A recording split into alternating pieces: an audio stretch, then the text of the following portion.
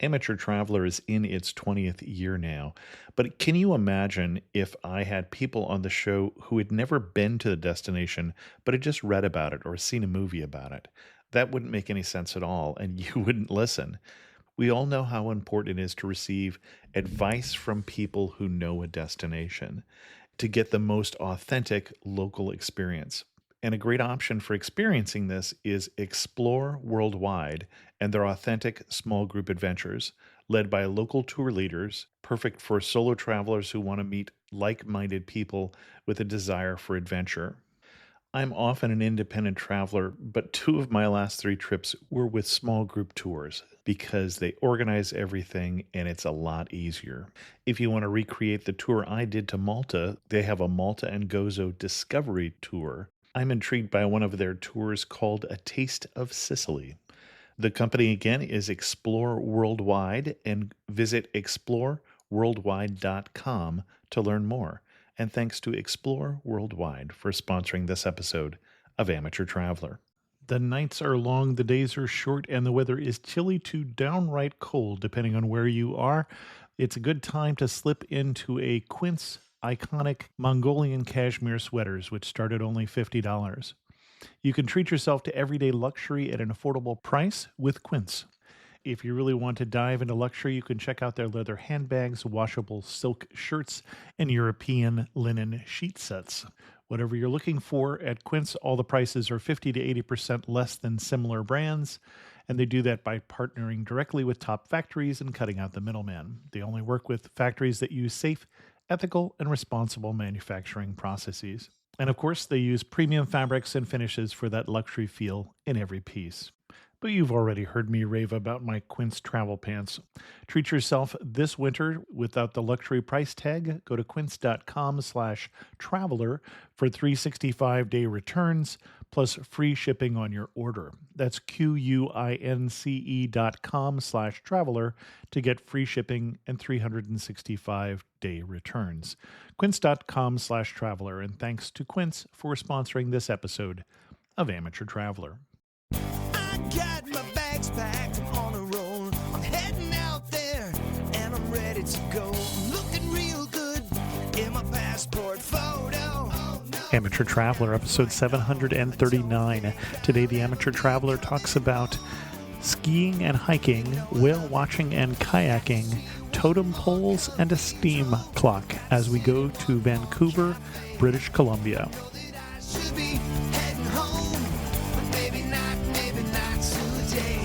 Welcome to the Amateur Traveler. I'm your host, Chris Christensen. Let's talk about Vancouver.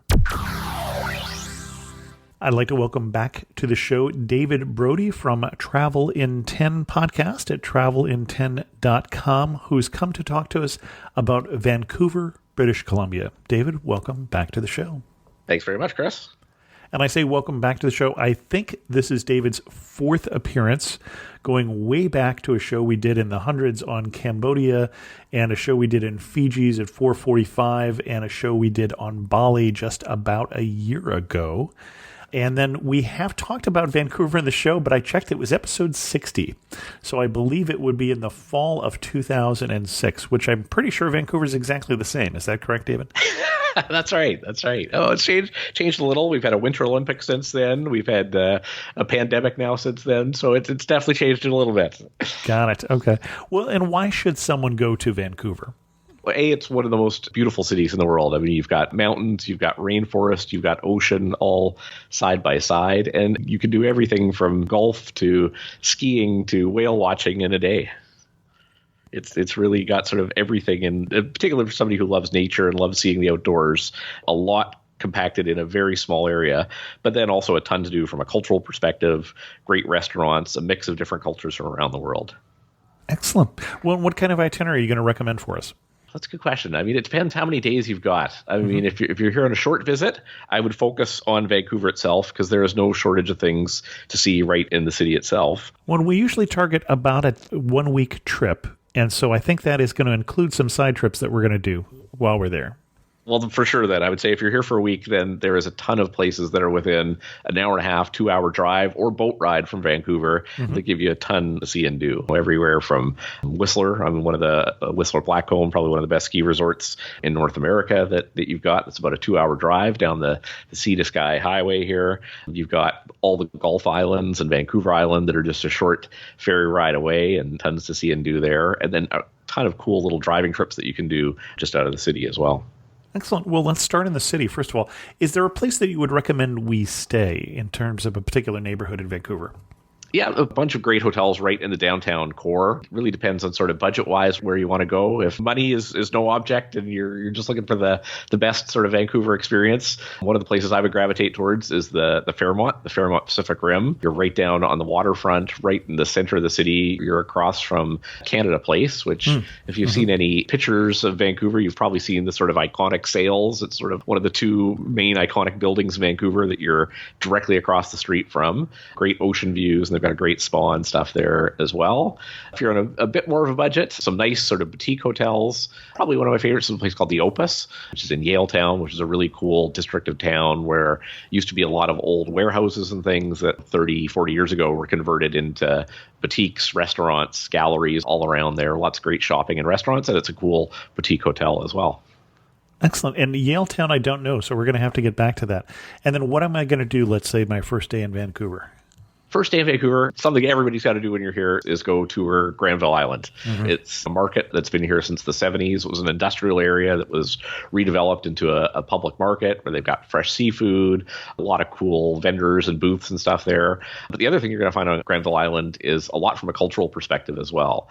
There's a few different galleries there, a lot of artisans sort of making things, some great restaurants, some of the best restaurants in town on Granville Island. There's a place called Edible Canada, which is like a collection of everything I would say on the menu is probably you would find within 100 miles or 200 miles of Vancouver.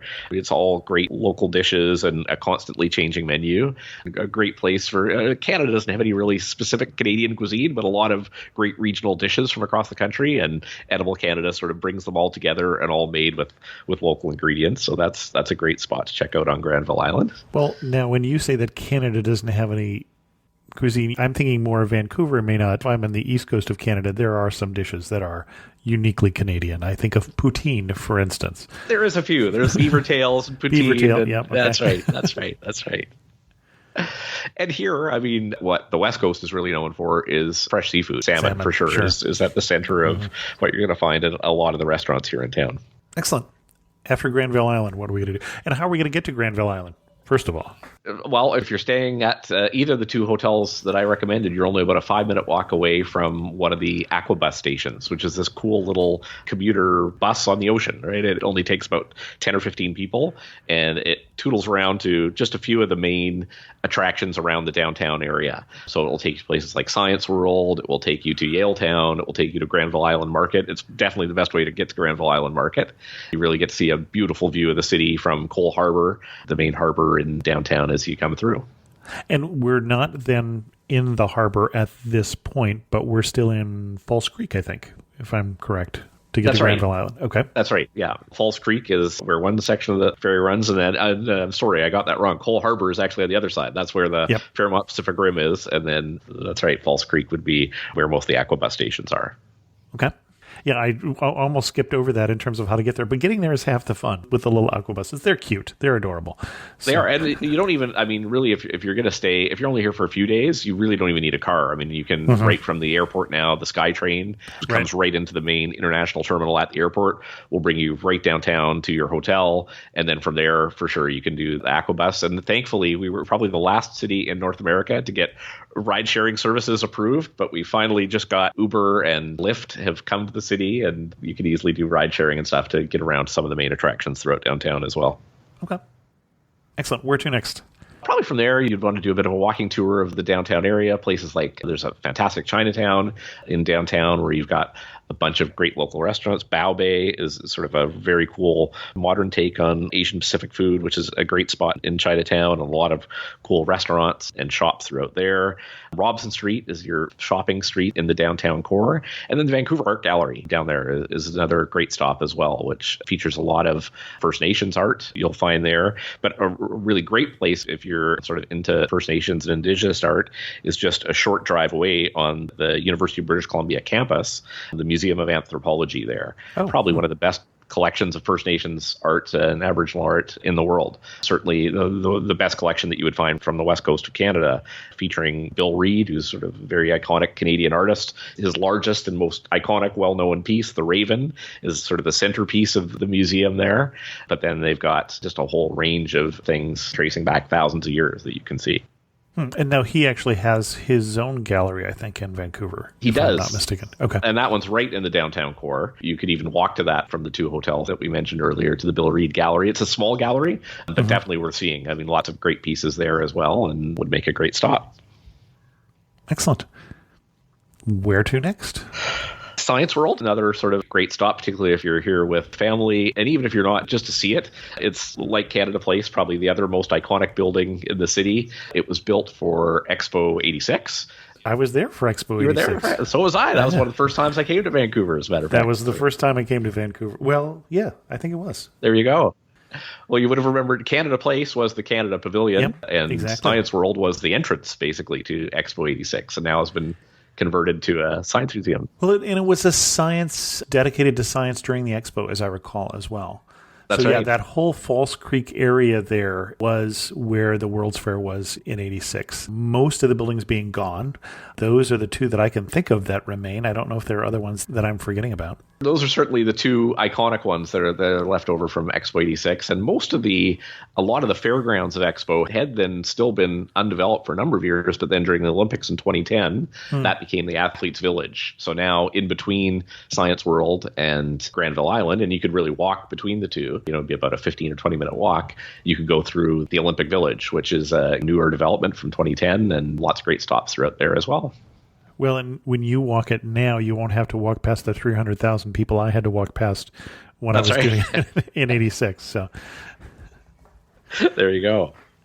yeah, we actually stayed. You were mentioning Chinatown. We stayed in a hotel in Chinatown, in a cheap hotel in Chinatown that I don't even remember what the name was, but they were upgrading constantly as we were going through. But, this is one of those hotels that you can find there that I think if you sit on the bed, you could probably put your feet on the door of the room.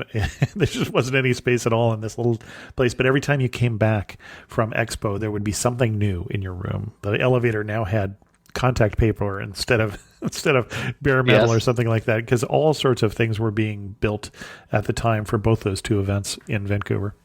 Yes, definitely. I would say, two areas of the city that you'd want to be a little cautious. There's some great restaurants and shops and places to stay in them, but also it could be hit and miss is Gastown and Chinatown both. Okay. That area also encompasses probably the poorest postal code in Canada, a lot of homelessness and stuff in that area as well, but it's becoming sort of gentrified at the same time. So there's some really cool spots within that neighborhood, but it could be hit and miss for sure. Some hotels you don't want to avoid for sure. Look at the reviews on TripAdvisor. Yes. There's always interesting things. So when you talk about Gastown, so Gastown is the neighborhood just to the west of Chinatown, getting closer to Canada Place, right between Canada Place and Chinatown, if I'm got it correctly. Yeah, sort of northwest. That's right. As you're heading towards the mountains from Chinatown, you would hit into Gastown.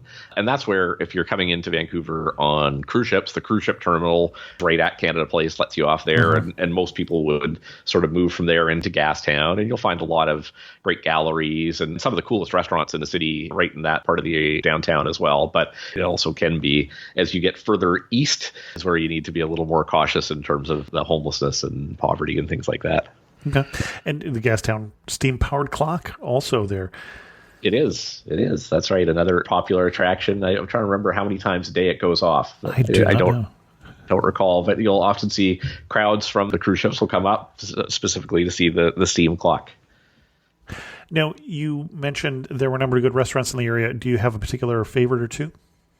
Yeah, there's some great ones in Yaletown. I mean, if you're looking for seafood, I think probably the best restaurant in town for seafood is Blue Water Cafe. Definitely on the spendier side of things, but great fresh local seafood. Their seafood tower is amazing. Their seafood tower. Tower. It's like 6 levels of fresh seafood on ice with various different sauces and things, and okay, it's phenomenal. Fresh crab legs and fresh, okay. All kinds of. It's great. And you say Yaletown. So Yaletown is across from Granville Island in the main peninsula that includes Canada Place and the Stanley Park. Sort of on the other side of downtown from Canada Place and Stanley Park. So if you took the Granville Island Bridge from Granville Island into downtown, the first neighborhood you would hit would be Yaletown. Got it. Okay. So yeah, they've got the Flying Pig there, which is another great local restaurant. Rodney's Oyster House, another great place for seafood. And then between Yaletown and Chinatown, as you're getting more into the Chinatown area, a place called Shambar, which is a great Belgian restaurant. Really known for their brunch, but also a great spot for dinner as well. Lots of really inventive things always on the menu. Okay. And you say a Belgian restaurant. Even though I've been to Belgium, I don't know what I would expect. I mean, I remember the mussels in Brussels, but what would I expect at a Belgian restaurant in Vancouver? The mussels and fries are definitely one of their iconic dishes. Belgian waffles at breakfast, but it's a mix of Belgian food and Mediterranean food, and always new and different things on the menu. It's great. Excellent. From there, another sort of great neighborhood, getting a bit out of downtown and moving back across the Granville Bridge into the city. A place called Kitsilano is where you would find a lot of the beaches in the city. So certainly if you're here in the summer, Kitsilano summer, you would want to check out. It's the kind of place where if it's a sunny day, you're certainly going to find a lot of people out, a few beach volleyball games going on, and beautiful views of the mountains and ocean from there. And also in the summer, it's sort of home to a fantastic fireworks festival that goes over about a 4-week period on sort of Wednesdays and Saturdays, where you'll get 200,000 people all downtown on the beach on both the English Bay side of the beach and over on the Kitsilano side watching the fireworks festival. And geography here again, the English Bay side is which side? English Bay would be, so that's on the other side of Falls Creek, sort of right on the... This is the west side of Vancouver as it faces towards Vancouver Island. Yeah, I'm terrible at directing. You're killing me here, Chris. But yes, I'm looking at a map here, so trust me. Yes, so then I will defer to you. Yes. Put me in a car and I can get you there. But yeah. Yeah, so that definitely would give you a few places to check out in your first few days. Excellent. Well, and we've mentioned it once, but we haven't really gone there yet. And there's a pretty decent park in Vancouver. Stanley Park, for sure. A huge urban park there right in the downtown area. That common thing a lot of people will do is a great place to go running on the seawall during the summertime. But it's also home to the Vancouver Aquarium, which hopefully, as we get post-pandemic, is somewhere that reopens, one of the real iconic attractions here in the city as well. And it's great because it's quite different from a SeaWorld type aquarium. It's much more focused on education and research and rehabilitation of local wildlife, and makes a great stop. Excellent. Anything else we want to do in the Stanley Park area while we're there? A ton you can do. There's horse-drawn carriage rides that you can do throughout Stanley Park. I don't think I knew that. Okay. That's always good to check out. A lot of festivals and events that happen throughout the summer. There's a place called Malkin Bowl, which is sort of an outdoor amphitheater where they've got sort of a theater under the stars that happens during the summertime, that if you happen to be in town when that's on, that's always great to check out. A lot of things like outdoor movies would happen and stuff in the park during the summer, and always lots of great events there. Well, and that does beg the question of when do I want to come to Vancouver? Obviously, a lot of people, this is going to be on their way to Alaska or someplace like that when they're getting on or off a cruise. But if I have my choice in terms of when I should come to Vancouver, when do you think is the best time to be in Vancouver? It depends what you love to do. I mean, if you're into like skiing in the outdoors, well, you've got literally like 3 ski hills that you can be at in under an hour from downtown. So that's the advantage of the winter. But definitely, if you could only come to Vancouver once, I would say June, July, August. That's really prime time where you want to be here. That's where all the festivals and events and stuff are happening. You're going to get the best weather. We've really got sort of June, July, August, and rain are the 2 seasons in Vancouver. So it's, you've got to be prepared for one of the two. That's right. Well, and when you say the festivals, your favorite festival, best day of year to be in Vancouver? There's so many in and around the city, and a lot of them are smaller, but I really love some of the great cultural festivals that happen. I mean, the Vaisakhi parade that happens out in Surrey is really cool, and all the Indian food and events and stuff around that is great. If you go into Steveston on Canada Day, is probably one of the best places to be in the country on July 1st for Canada Day, where they've got a huge parade and stuff happening. P&E during the summer, the Pacific National Exhibition is like the well-known sort of fair that comes through during the year. Those are some of the favorites for sure. Okay. Ah, bon chien. Bonjour, je suis Theo, a tour leader with Explore. And this is Punti. He's helping us find truffles under the trees next to this beautiful vineyard. Maybe for tomorrow's cooking class? We call it semi-heure. Parfait. Semi-o'clock. Not everyone gets to enjoy a Bordeaux sunset this way, but you will if you explore. No, Punti. Search exploreworldwide.com and don't just travel. Explore. Cool. Where else shall we go in Vancouver itself before we talk about side trips? Well, the other thing I would say, too, is that you wouldn't think of the airport as being an attraction in and of itself, but there's actually a ton to see when you first fly in the airport itself. It's got a huge collection of First Nations art all throughout the airport. Okay. And the arrival experience, like when you come in, particularly if you're coming through, I'm not sure if it's through U.S. arrivals, you come through the same area, but certainly all the international arrivals, I'm sure US you would as well, as you're technically coming down. We are international from you. I just you are, but they're separate US and international terminals. I know. But I think as you both get funneled through the same area for passport control, which takes you through this fantastic sort of walkway where it's done up like a rainforest with totem poles and First Nations art, and you wouldn't think of that being like an attraction in the airport, but it's actually really cool. They've got a massive aquarium featuring stuff from the Vancouver Aquarium.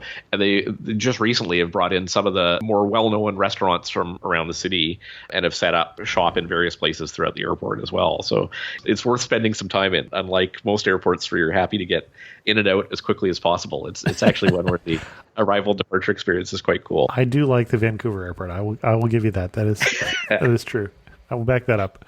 Well, and you mentioned totem poles, and we didn't say that also one of the popular things to see in Stanley Park is a collection of totem poles that are there, or at least one of the touristy things to see. I don't know if it's popular with the locals or not. Yeah, absolutely. For sure. That's definitely worth seeing and worth checking out. Once you get into Stanley Park as well, then you're quite a short trip to get across the Lionsgate Bridge over to West Vancouver and North Vancouver, they're actually separate municipalities, although they're both called Vancouver as well, but they've got their own set of attractions. I mean, in North Vancouver, the one that I would definitely seek out and try and spend some time in is a place called Deep Cove. That's this beautiful inlet on the ocean there where they rent out stand-up paddleboards, they rent out kayaks. You'll feel like you are 1,000 miles outside of the city in this little cove that's 40 minutes from downtown. It makes a great place to stop for the day. There's a very famous hike there called the Quarry Rock Hike. Probably only about I'm going to guess here and say like a 4 or 5 kilometer hike, short hike up a mountain that gives you beautiful views of Deep Cove and all sort of up Indian Arm and the ocean and mountains in that whole area as well. I do not know that one. Okay. That's definitely on a summer day, like Deep Cove can't be beat. I think it's really one of the most beautiful areas from a nature standpoint that you're going to find in the city, and particularly if you like doing outdoor activities, a great place to go spend some time. On the complete opposite end of the city, if you're to go further to the south, again, get a little bit out of Vancouver into another one of the surrounding municipalities called Richmond, has a little village. It's part of Richmond called Steveston, which I'd mentioned there earlier. Their Canada Day festival. But the other couple of things that Steveston is great for is they've got a huge harbor there with boats coming in all the time, fishing boats coming in off the ocean. And you can go right up and buy fresh seafood off the boats pretty much all year round that you can go and do that from the harbor market there. It used to be the site of a fish cannery, and they've got like a historic museum that you can tour through, the Gulf of Georgia Cannery. That's sort of a neat little side diversion to go check out there as well, and really cool little historic fishing village right within the city. Excellent. What else? The other thing that I think Vancouver is sort of known for and maybe makes it a bit unique in terms of cities in North America is just in terms of wildlife and stuff that you can get out and see within a short drive or short hikes from the city. I mean, our family just recently went out to a suburb called Coquitlam, a hike up to a waterfall there. And I mean, we were only 40 minutes from downtown and saw 2 black bears out on our hike. Huh. That's not unusual once you get over on the North Shore. Lots of great hikes that you can do there, and you'd see a ton of wildlife. If you want to be guaranteed of seeing wildlife, if you go up Grouse Mountain, one of the 3 ski hills on the North Shore during the summertime, they've got a tram up there up to the top, and they've got a grizzly bear habitat, an enclosed one there that you're always guaranteed to obviously see some bears there. So that's, I know, something a lot of people, when you're coming to Canada, something that you want to see is some of the local wildlife. So one way that you can always find some. And then a ton of companies that do whale watching trips, some that leave right from Cole Harbour in the downtown area. And then Steveston, that fishing village area that I mentioned earlier, has a couple that leave right from there as well. Excellent. Anything else we want to do in... Actually, tell me what you're skipping in Vancouver. What other thing people are going to recommend that you do and you're not talking about because, honestly, you would recommend we do something else? You've got me on that, Chris. I'm trying to think of what the tired attraction that I wouldn't recommend. Well, maybe one of them. There's the Vancouver Lookout, which is like a Space Needle type tower in downtown with a revolving restaurant. A lot of people who come off the cruise ships, so that's an easy thing to do. So a lot of people will pop up there for the views. It's probably not worth the price of admission, in my view. You can get a much better view going up Grouse Mountain or some of the local, more natural areas than up the tower. Okay. I notice you're not mentioning Capilano Bridge, for instance, which is another popular tourist attraction. Yeah, Capilano Bridge is great. Certainly worth checking out. I mean, it's a beautiful suspension bridge right in the middle of the rainforest. It's really beautiful, particularly in the winter. They do it great. Not this year because of what's happened with COVID, but normally in most years they do an amazing Christmas display there. So certainly if you're here in the winter, I would go check out Capilano Suspension Bridge. If you're here in the summer, one thing I would say is it's a bit overpriced, and rather than doing Capilano Bridge, there's another bridge called the Lynn Valley Canyon Suspension Bridge, which is actually free. Very similar to Capilano Suspension Bridge, although you don't have some of the interpretive trails and stuff that you would find at Capilano. Well, I think, in my opinion, Capilano got better when they added some of the other things, like they have a treetop walk and they have I can't think of what the other thing is, where you're out over a gorge in a glass walkway and things like that. They added more things, and they have some cultural things. So it is not inexpensive, so it's good to know the alternative there. But I think it got more interesting to me than the first time I went, when it was just a big suspension bridge over a gorge. They have added a lot to it. And if you go during Christmas time, there's even that much more, because then they've got carolers, they've got food, they've got all these other things that they add on to it as well. But yeah, it's worth checking out. The good thing, if you go with a local, they only have to pay once, and for the same price of a single admission, they get an annual pass. If you've got some local friends who want to come along, they get a good deal with taking you there. Good to know. And again, that's David Brodie. We'll spell that out in the show notes. And then anything else we want to do before we get to some side trips? The other sort of thing, strangely, that Vancouver is becoming a bit of a hotspot for is ice cream. There's like some great ice cream parlors in town now. Okay. Three of my favorites. There's a place called Rain and Shine Ice Cream. I think great name, obviously, fits Vancouver well. And I think of the 3 I'm going to mention, they have the best ice cream of the 3. But then there's another one called Ernest Ice Cream, which is also great. And they do some very cool locally infused sort of things. Like they have one that has spruce tips is their main flavor in the ice cream. But then all the traditional flavors and stuff as well. They've got a couple of locations around the city now. And then the old school one is a place called Casa de Gelato, which probably been around for, I would guess, 50 plus years at least, and has a rotating hundreds of flavors on tap. Anything you can imagine. They have created an ice cream flavor to go with it, from Heron Gorgonzola to Vegemite to you name it, they have created it. And they have a rotating constant thing of flavors, and you can get samples of as many of them as you want as well before you decide what you want. So you can try a wide variety there. Okay. And now are we ready to get out of town? Sure. You mentioned a couple places. We've mentioned Vancouver Island just briefly, and you mentioned Whistler a bit. Where are you going to recommend if I have a couple more days? If you could only go one other place, I would say for sure to get up to Whistler. Okay. I mean, a fantastic ski hill. If you're a skier, snowboarder, definitely have to spend a day skiing and snowboarding up there. It's just crazy the amount of terrain and skiing that you can do up there. But also, it's even if you've never been on skis before, you will find no shortage of things to do. And I will admit, I am not a skier. I haven't skied in years, and I loved our trip to Whistler, but we went there in July. Okay. So we went there where you're taking the gondolas up and you're hiking around and still looking over the other side and seeing a glacier. And it's also a beautiful summer destination and half the price. Yeah, although it's now getting almost as busy in the summer as the winter because of mountain biking, right? It's a huge destination for mountain biking, and you can tons of trails that you can go on around the village itself, but then you can also get lift pass and actually head up the mountain with your bike and do some crazy mountain biking terrain up in there. But also if you want to just have a really relaxing couple of days, a great newer addition in the last 5 or 6 years that they've built up there, the Scandinav Spa, which is this Scandinavian spa outdoor complex that they've built where multiple pools and saunas and things, and you can spend the whole day just going from pool to pool all around out there with mountain views and everything. And in the summer, I mean, great concerts and events and stuff happening in Whistler all the time to check out as well. Cool. The other thing, too, is as you go up to Whistler, you're going to pass through some great stops along the way. There's the Britannia Mining Museum, which is an old abandoned mine that you can go and tour. It's only open during the summer, but a great stop to do during the summer. It's also a place where a lot of movies get filmed. If you ever watch any of the superhero shows, like The Flash or Supergirl, you'll often see the Britannia Mining Museum is featured there. It's various different things. And then right after that, you get into a little community called Squamish, which is a small town, but that is really a jumping off point for a ton of great adventures in the region. It's known for kayaking, known for hiking, and really makes a great place to base yourself. And it's climbing too, I believe. Yeah.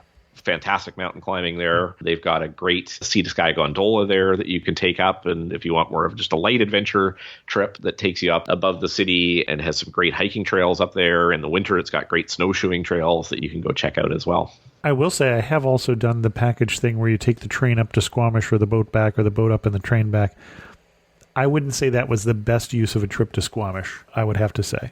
Yeah, and the other thing is it's such a beautiful drive. Like if you've got a rental car, that sea to sky highway makes such a great drive, and then you can stop at places like Shannon Falls. It's this incredible waterfall that's just literally a 2-minute walk, right? You just pull off the highway and then you see this amazing waterfall just off the highway. Porto Cove, which is a little provincial park there that if you want to do camping is a great campsite right on the ocean side there as well. Okay.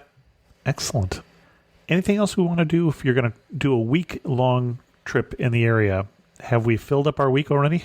One other place I'll mention, just if you're in Whistler, is if you keep going a little past Whistler, another very cool town called Pemberton. And on the way there, a couple of waterfalls and provincial parks and stuff that you would see along the way. So if you're going to do the drive up to Whistler, worth checking out Pemberton and some of the hiking and stuff around there if you've got time to.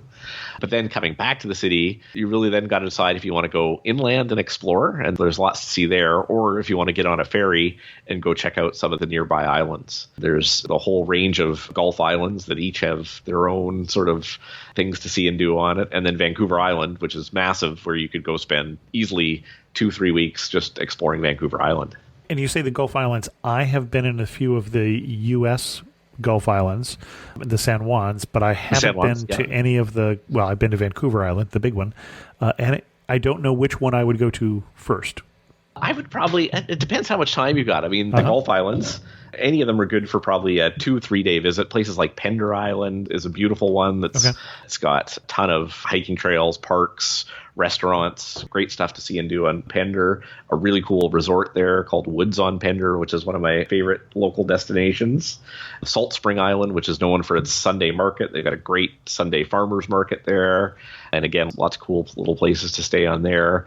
But all those islands, I would say, like if you're there for 2 days, 3 days, you've looped the island, you've seen most of what you're going to see on any of those, versus Vancouver Island, where there's just so much to explore.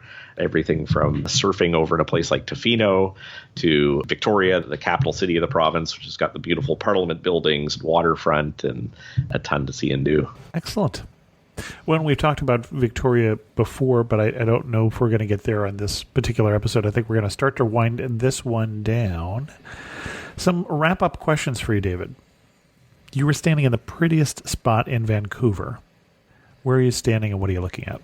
I would probably be in a double kayak in the middle of Deep Cove, looking up Indian Arm. Just a beautiful place to go do a day trip, and such an easy thing to do that I think a lot of people come and go from the city and never get a chance to go visit.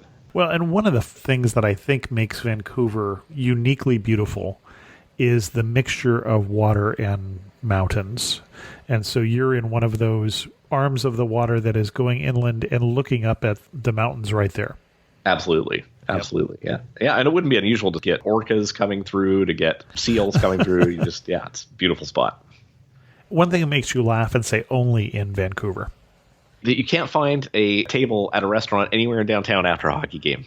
He's so popular here. And if you're in town, when the Canucks are in town, it's definitely, you got to go get some tickets and go check out a game, because it definitely gets a huge part of Canadian culture and a huge part of culture here in the city as well.